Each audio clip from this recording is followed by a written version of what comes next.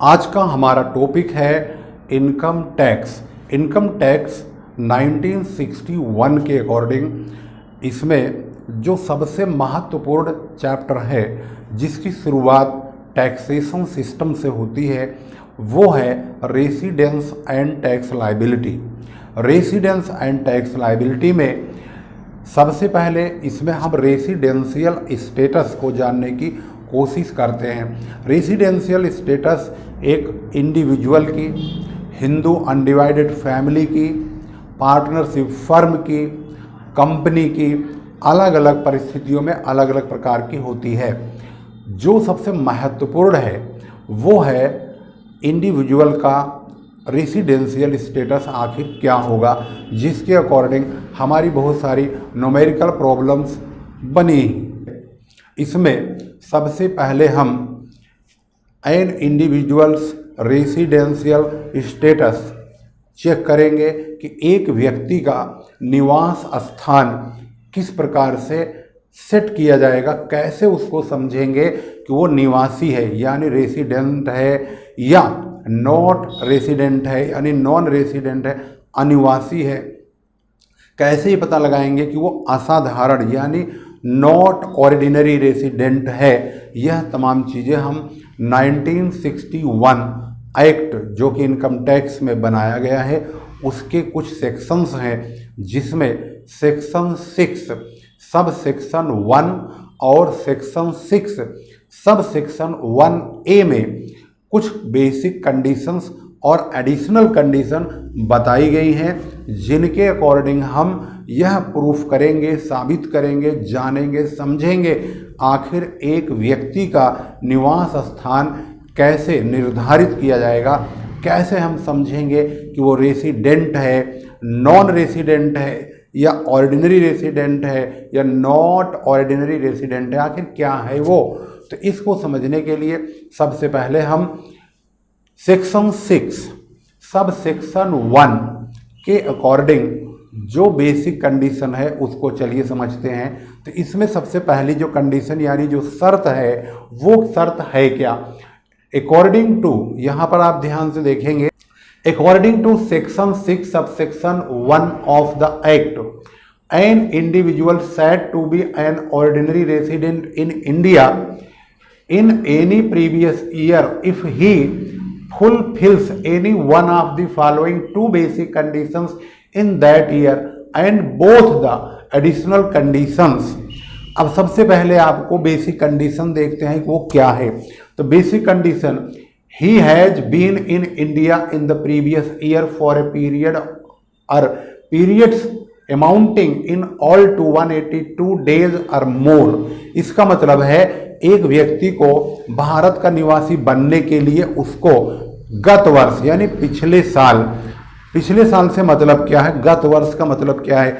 अगर हम 2022-23 में इनकम को जनरेट करते हैं तो उसका जो टैक्स पे करेंगे वो 23-24 में यानी 2023-24 में उसका टैक्स पे करेंगे। तो जिस ईयर में हमारे ऊपर टैक्स लगता है उसको हम असेसमेंट ईयर कहेंगे। जिस वर्ष हम पैसा कमाते हैं उसको हम फाइनेंशियल ईयर कहते हैं।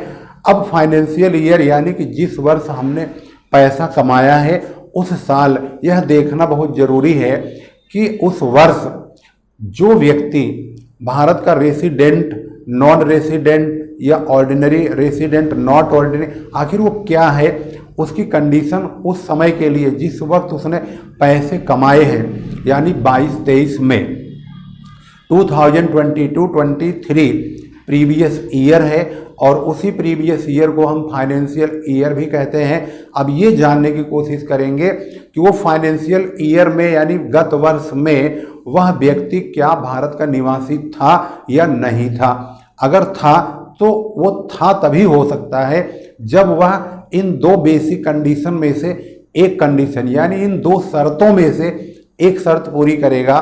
पहली शर्त वही जो कि मैंने आपको बताया है कि उसको गत वर्ष में यानी पिछले साल जिस साल उसने पैसा कमाया था उस वर्ष उसे भारत के अंदर 182 दिन यानी 182 डेज भारत में रहना चाहिए। उससे ज़्यादा दिन भी रह सकता है, परंतु मिनिमम 182 डेज तो रहना ही चाहिए। अगर वो 182 डेज भारत में रह लिया तब तो वह व्यक्ति भारत का निवासी कहलाएगा।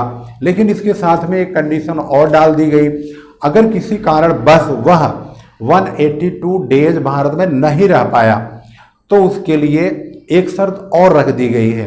अगर 182 डेज वाली कंडीशन नहीं पूरी कर पा रहा है तो दूसरी शर्त भी पूरी कर सकता है। दूसरी शर्त क्या है?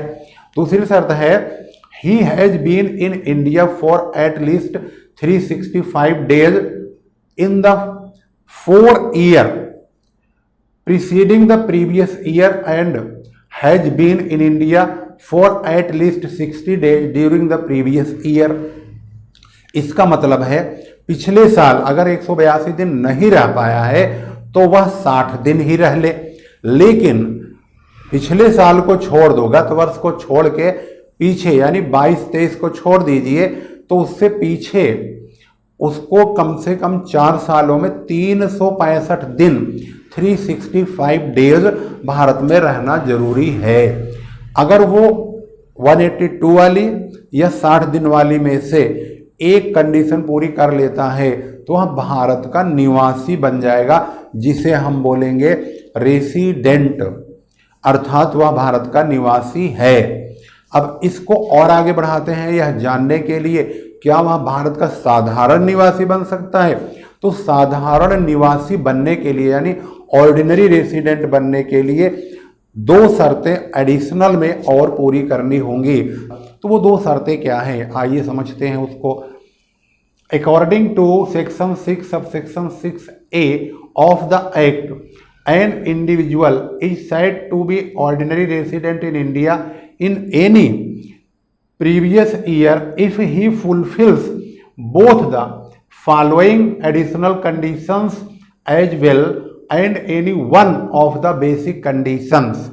यानी जो 2 अतिरिक्त शर्तें दी हैं उनमें से एक शर्त जरूर पूरी, दोनों शर्तें पूरी करनी है, लेकिन बेसिक कंडीशन में से एक शर्त पूरी करनी है। अब जो एडिशनल कंडीशन है, शर्तें हैं, वो क्या हैं? Number 1, he has been resident in India in at least 2 out of 10 previous years immediately preceding the relevant previous year and he has been in India for at least 730 days or more during 7 previous years preceding the relevant previous year। इसका मतलब हुआ पहली condition में कि उस व्यक्ति को पिछले साल को छोड़ करके उसके पीछे के 10 सालों में कम से कम 2 साल भारत का निवासी यानी रेसिडेंट होना जरूरी है। उसके बाद एक शर्त और जुड़ी है, वो है पिछले साल को छोड़ के पीछे के कम से कम 7 सालों में 730 दिन भारत में रहना जरूरी है। अगर वो दोनों कंडीशनों को पूरी कर लेता है तब वो माना जाएगा कि वो भारत का साधारण निवासी है। अगर नहीं पूरी करता है तो भारत का असाधारण निवासी बन जाएगा। इस प्रकार से यहाँ पर आपने रेसिडेंट और ऑर्डिनरी रेसिडेंट के बारे में समझ लिया है।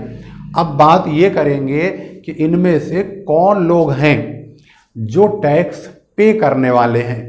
तो आइए उस चार्ट को भी समझते हैं। जो लोग टैक्स पे करने वाले हैं या टैक्स पे करने वाले नहीं है, किस कंडीशन में कौन टैक्स पे नहीं करेगा, कौन सी कमाई पर नहीं करेगा, कहाँ कमाएगा, कहाँ पाएगा, किस प्रकार से वो टैक्स भरेगा, तो वो भी समझ लेते हैं।